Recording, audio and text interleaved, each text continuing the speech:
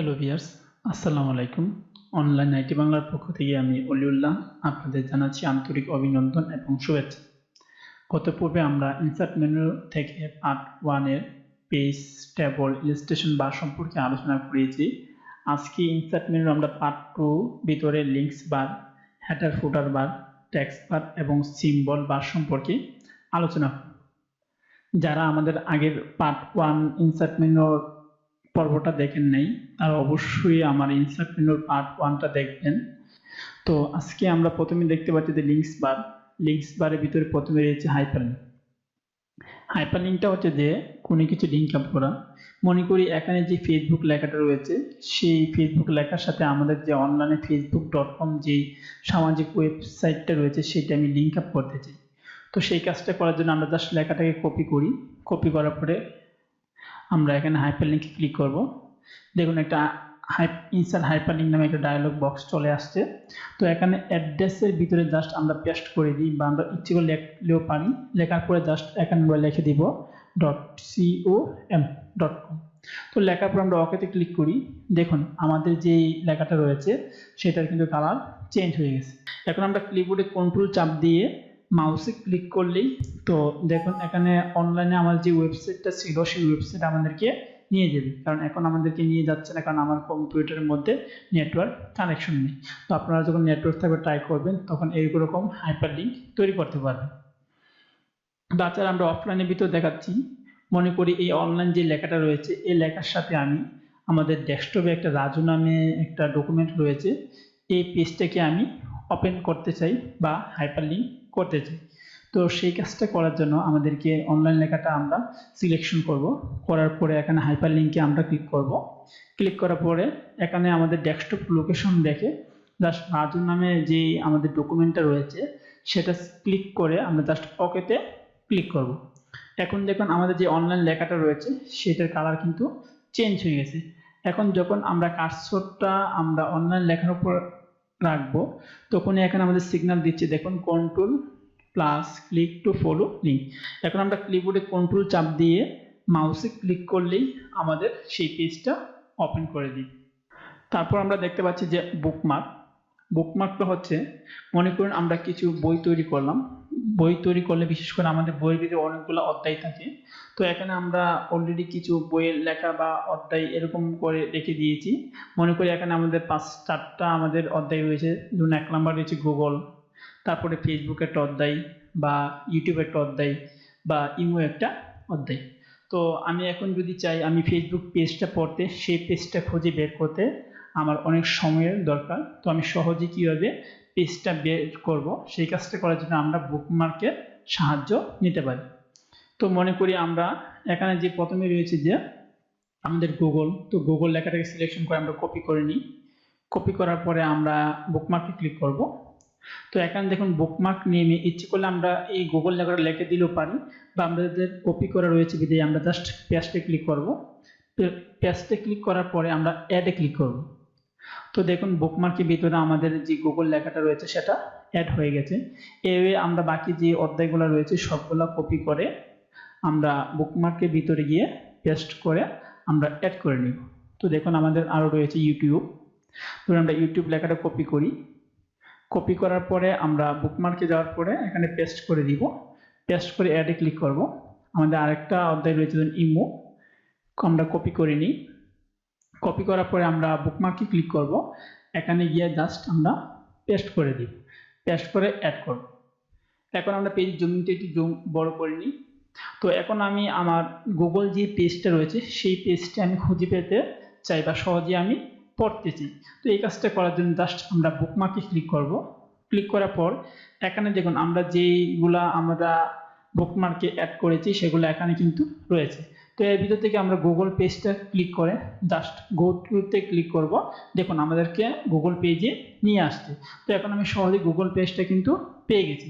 আমরা যদি ইউটিউব পেজটা পড়তে চাই বা দেখতে চাই তো আমরা ইউটিউব সিলেকশন করে আমরা গো টুতে ক্লিক করব। দেখুন আমাদেরকে এখন ইউটিউব পেজের ভিতরে নিয়ে আসছে। তো এইভাবে আপনারা ফেসবুক, ইমো বাকি যতগুলো অধ্যায় আপনারা বুকমার্ক করে রাখবেন সবগুলাই আপনারা সহজে গো টুর মাধ্যমে পেয়ে যাবেন। তারপর এখানে আমরা একটা অপশন দেখতে পাচ্ছি যে ক্রস রেফারেন্স। ক্রস রেফারেন্সটা হচ্ছে যে আমরা যে বুকমার্কগুলো তৈরি করছি সেগুলো রয়েছে বুকমার্কের ভিতরে। আমরা ইচ্ছে করলে সেই বুকমার্কগুলো একটা পেজের ভিতরে রেখে সহজে আবার আমাদের অধ্যায়গুলো খুঁজে পেতে পারি। সেই কাজটা করার জন্য আমরা ক্রস রেফারেন্সের সাহায্যে করতে পারবো। তো দেখুন আমরা কিভাবে করি। ক্রস রেফারেন্সে ক্লিক করব। ক্লিক করার পরে তো কার্সরটা আমরা প্রথম পেজে রাখবো। রাখার পরে আমরা ক্রস রেফারেন্সে চলে যাই। তো যাওয়ার পরে এখানে রেফারেন্স টাইপ যে অপশনটা রয়েছে সেই অপশনটায় আপনারা এখানে বুকমার্ক করে দিন, কারণ আমরা বুকমার্ক তৈরি করা রয়েছে। তো প্রথমে আমরা বুকমার্ক করে দিই ফেসবুক, আমরা ইনসার্ট করি। দেখুন আমাদের ফেসবুকটা চলে এসেছে এখানে। তারপরে আমরা গুগলটাকে আমরা ইনসার্ট করি। দেখুন আমাদের গুগল যে লেখাটা রয়েছে সেটা চলে আসছে। তারপরে ইমোজি আমাদের অধ্যায়টা রয়েছে সেটা আমরা ইনসার্ট করি। দেখুন ইমোট লেখাটা চলে আসছে। তারপর ইউটিউব যে আমাদের অধ্যায়টা রয়েছে সেটা আমরা ইনসার্ট করি। দেখুন আমাদের একে একে সবগুলা আমাদের অধ্যায় একটা পেজের ভিতরে চলে আসছে।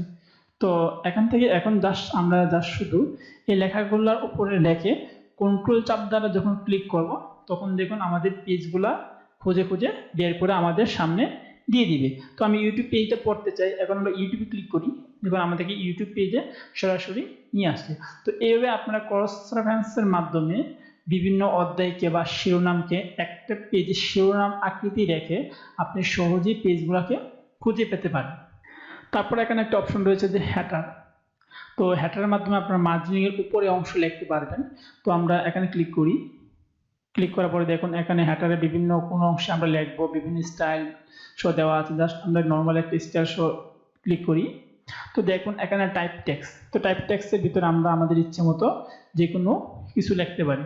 বিশেষ করে আমরা যখন কোনো বাংলা বা ইংলিশ বই দেখি, আমাদের উপরে যে কর্নারে আপনারা খেয়াল করবেন ডান পাশে বা বাম পাশে যে একটা লেখা থাকে যে আমার বাংলা বই বা আমার ইংলিশ ফর টুডে, এরকম লেখা থাকে প্রতিটা পৃষ্ঠার উপরে কর্নারে। এই কাজগুলো আমরা সহজে হ্যাটারের মাধ্যমে করতে পারি, কারণ আমরা যখন একটা পেজে লিখবো বাকি সবগুলা পেজের ভিতরে অটোমেটিকলি একসাথে চলে আসবে। তারপরে এখানে আমরা ইচ্ছে করলে আমরা ফুটারের মাধ্যমে আমরা পেজের নিচে মার্জিনিং এর নিচে আমরা সহজেই লিখতে পারি। তো আমরা ফুটারের মাধ্যমে ক্লিক করি। দেখুন আমরা মার্জিং এর নিচে লেখা চলে আসছে। এখন আমরা ইচ্ছে মতো লেখাগুলা লিখতে পারি। তো আমরা যদি হ্যাটার ফুটা বাদ দিতে চাই তো আমরা ডিলিট করে দিব। তার শুধু আমরা যখন একটা পেজ থেকে ডিলিট করব বাকি সবগুলা পেজেরই হ্যাটার ফুটা চলে যাবে। তো এক কথায় বলতে গেলে হ্যাটার হচ্ছে যে মার্জিনিং এর উপরে অংশ লেখা, আর ফুটার হচ্ছে যে আমাদের যে মার্জিনিং রয়েছে মার্জিনিং এর নিচের অংশে লেখা। তারপরে এখানে আমরা দেখতে পাচ্ছি যে পেজ নাম্বার। পেজ নাম্বার হচ্ছে যে আমরা যদি অটোমেটিকলি আমাদের পেজগুলোর মধ্যে নাম্বার দিতে চাই তো এখান থেকে আমরা নাম্বার সহজেই দিতে পারি। তো এখানে টপ অফ পেজ, টপ হচ্ছে আমাদের মার্জিনিং এর উপরের অংশ আর বটম হচ্ছে আমাদের মার্জিনিং এর নিচের অংশ। তো মার্জিনিং এর উপরে যদি আমরা নাম্বার দিতে চাই তো এখান থেকে আবার বিভিন্ন ধরনের পজিশন দেওয়া আছে, যেমন লেফটে আছে, সেন্টার আছে, রাইটে আছে। তো আমি মার্জিনিং এর নিচে বটন দ্বারা আমরা একটু সেন্টারে ক্লিক করি।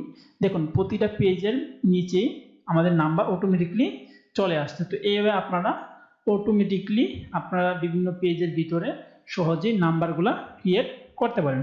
তো আমি যদি নাম্বার বাতিল করতে চাই ডাবল ক্লিক করব, করার পরে আমরা জাস্ট একটা নাম্বার ডিলিট করে দিব, আমাদের বাকি সবগুলো নাম্বারই ডিলিট হয়ে যাবে। তারপরে এখানে একটা অপশন রয়েছে, দেখুন টেক্সট বক্স। টেক্সট বক্সটা হচ্ছে যে আমরা যখন বিশেষ করে কোনো চাকরি পত্রিকা বা চাকরি ফর্ম দেখি তো এই কর্নারে লেখাতে একটা বক্সের ভিতরে পাসপোর্টের ছবি, তো বক্সের ভিতরে এরকম একটা অপশন লেখা থাকে। তো এই কাজটা আপনারা সহজেই টেক্সট বক্সের মাধ্যমে করতে পারেন। দেখুন আমরা ড্রপ টেক্সট বক্স একটা ক্রিয়েট করি মাউসের রাইট বাটন চাপ দ্বারা। তো দেখুন একটা বক্স চলে আসছে, পাশাপাশি এর ভিতরে আমাদের ইচ্ছে মতো যে কোনো কিছু আমরা সহজেই কোনো কিছু লিখতে পারি। তারপরে এখানে রয়েছে যে ওয়াটার হচ্ছে বিভিন্ন স্টাইল শো টেক্সট বক্স। তো আমরা ক্লিক করি। দেখুন একটা টেক্সট বক্স চলে আসছে বিভিন্ন স্টাইল শো। আমরা এই লেখাগুলো একটু নিচে নিয়ে যাই। দেখুন এখানে একটা স্টাইল শো টেক্সট বক্স চলে আসছে।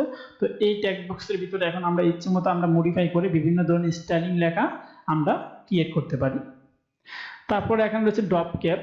ড্রপ ক্যাপটা হচ্ছে যে আমরা যখন কোনো পত্রিকা দেখি, পত্রিকার মধ্যে ফ্লো করি দেখি যে একটা অক্ষর 2-3 লাইন নিয়ে থাকে। তো এই কাজটা আপনারা সহজে ড্রপ ক্যাপের মাধ্যমে করতে পারেন। দেখুন আমাদের যেই বাক্যটা রয়েছে, বাক্য যে প্রথম অক্ষরটা রয়েছে সেই অক্ষরটা 2-3 লাইন নিয়ে রয়েছে। তো এখান থেকে আপনারা মার্জিনিং এর প্রথম থেকে বা মার্জিনিং এর পর থেকে আপনারা শুরু করে ড্রপ ক্যাপ দিতে পারেন। আপনারা যদি ড্রপ ক্যাপ না দিতে চান, না ক্লিক করবেন, ড্রপ ক্যাপ চলে যাবে।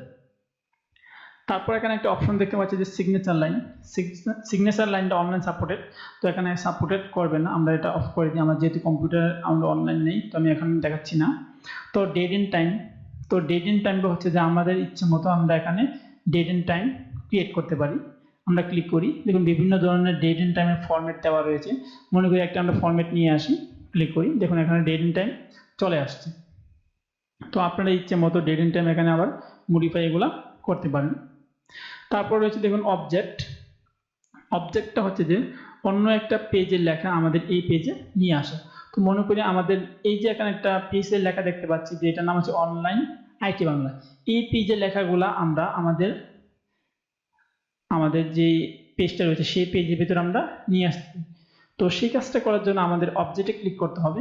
অবজেক্ট থেকে আমরা টেক্সট ফ্রম ফাইল, ফাইলে ক্লিক করার পরে আমাদের ফাইলটা রয়েছে ডেস্কটপে, আমরা লোকেশনটা দিতে হবে ডেস্কটপ।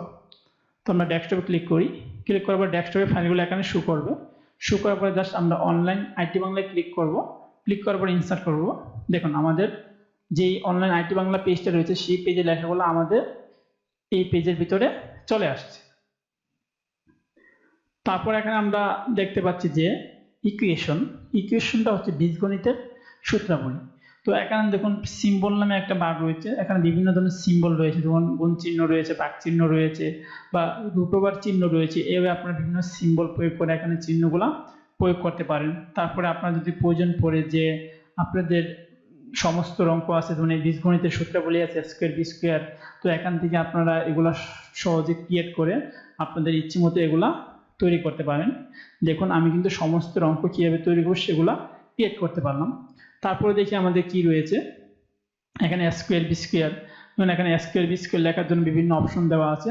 ফর্মুলা আমরা জাস্ট ক্লিক করি, লিখলাম আর 2 লিখি উপরের বক্সে, দেখুন আমাদের সহজে স্কোয়ার চলে আসছে।